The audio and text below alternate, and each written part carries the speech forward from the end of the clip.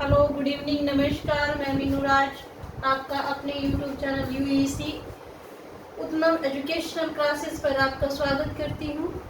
पिछले वीडियो में हमने बिजनेस इकोनॉमिक्स वाले सब्जेक्ट के अंदर क्या है, हमने इकोनॉमिक्स का नेचर डिस्कस किया था और उसमें हमने इकोनॉमिक्स के नेचर को 2 टाइप से डिस्क्राइब किया था। इकोनॉमिक्स एज एन साइंस की तरह भी ट्रीट करते हैं हम इसको, और सेकंड उसका क्या है nature, economics as an arts.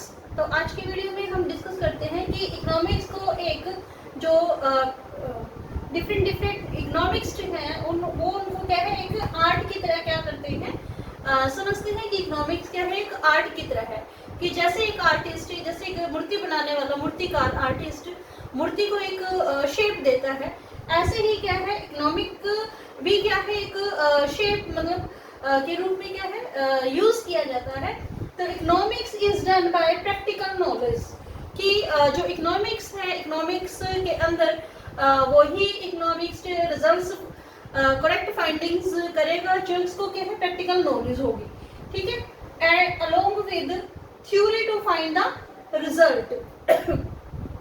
कि उसको क्या है पता होगा पहले थ्योरी के, मतलब जैसे भी मैंने बताया कि एक मूर्तिकार को पहले पता होता है कि मूर्ति के लिए हमें क्या क्या चाहिए होगा, ठीक है। सेम ऐसे ही एक बिजनेसमैन को भी क्या है, जब कोई वो बिजनेस स्टार्ट करता है तो उसके अंदर क्या क्या चीजें, बिजनेस के अंदर क्या क्या चीजें, उसको क्या क्या रिसोर्सेज उसको चाहिए, ठीक है। तो उसको प्रैक्टिकल नॉलेज होनी चाहिए, तभी क्या है वो रिजल्ट, एक्यूरेट रिजल्ट क्या है फाइंड आउट कर सकता है, ठीक है। तो उसके बाद क्या है इसी इकोनॉमिक्स एज एन आर्ट को ही क्या है हम policy based on practical knowledge के नाम से भी जानते हैं।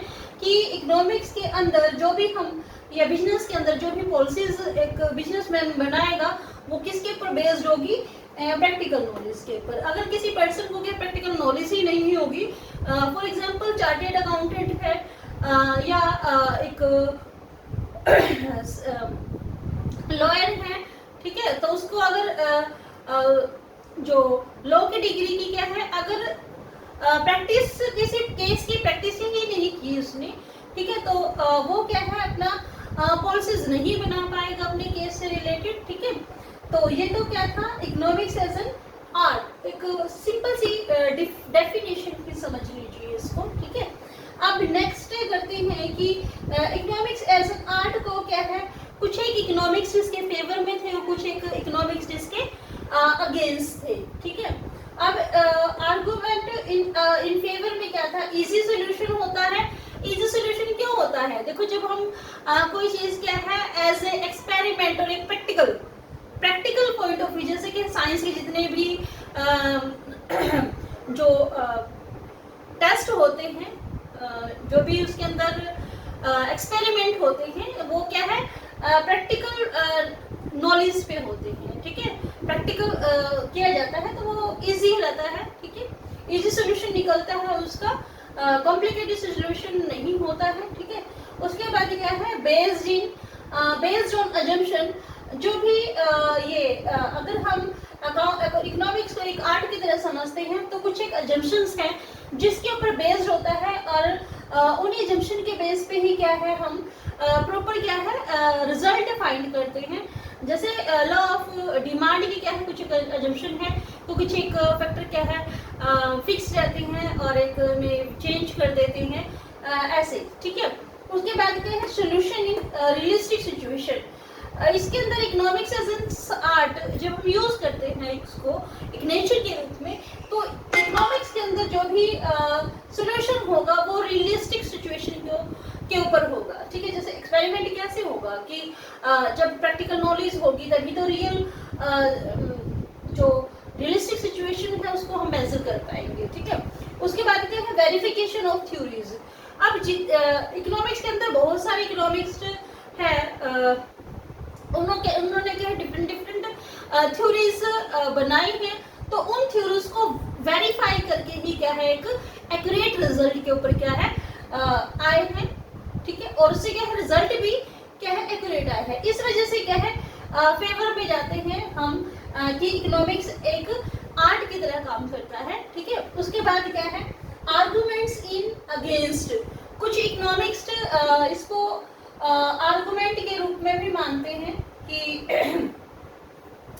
कैसे अगेंस्ट होते हैं इसके, कि कुछ इकोनॉमिक्स अगेंस्ट अपने विचार देते हैं कि कैसे difference in science and art. कई बार क्या हम कंफ्यूज हो जाते हैं, हमें पता है जैसे साइंस में भी हम एक्सपेरिमेंट करते हैं, अब यहाँ पे भी जैसे हमने ये प्रैक्टिकल नॉलेज से बोल दिया तो डिफरेंस करना थोड़ा सा डिफिकल्ट हो जाता है। इस वजह से भी क्या है इसके अगेंस्ट चले जाते हैं कई इकोनॉमिक्स, ठीक है। उसके बाद क्या है नेचर ऑफ इकोनॉमिक प्रॉब्लम। कई बार क्या करते हैं कि जितने भी इकोनॉमिक्स होते हैं, इकोनॉमिक प्रॉब्लम किस टाइप की है ये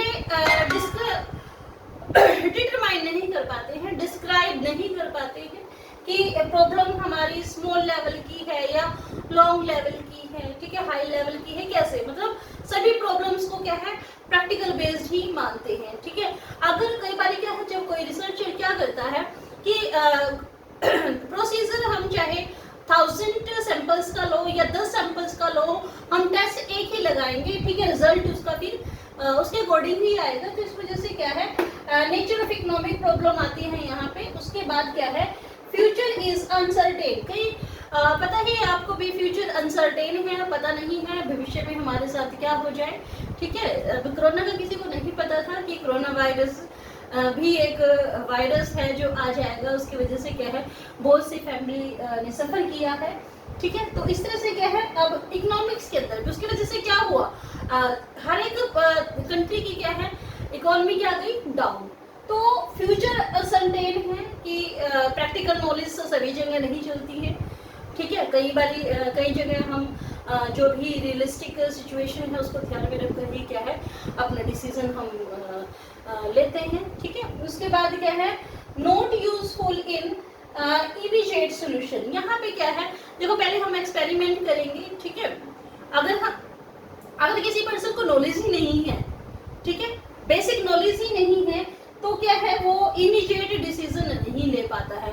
तो वहाँ पे ये वाली जो इकोनॉमिक्स एज एन आर्ट जब हम कंसीडर करते हैं वहाँ पे ये यूजफुल नहीं होगी, ठीक है। तो ये सॉरी तो इस तरह से क्या है इकोनॉमिक्स क्या है एक एज एन आर्ट के रूप में भी हम यूज करते हैं। ये भी एक इम्पोर्टेंट सा थोड़ा सा तथ्य था जो मैंने आप लोगों के सामने डिस्क्राइब किया। ये हमारी क्या हो गई नेचर ऑफ इकोनॉमिक्स। अभी करते हैं इसके अंदर नेचर ऑफ स्कोप की नेचर ऑफ स्कोप क्या है।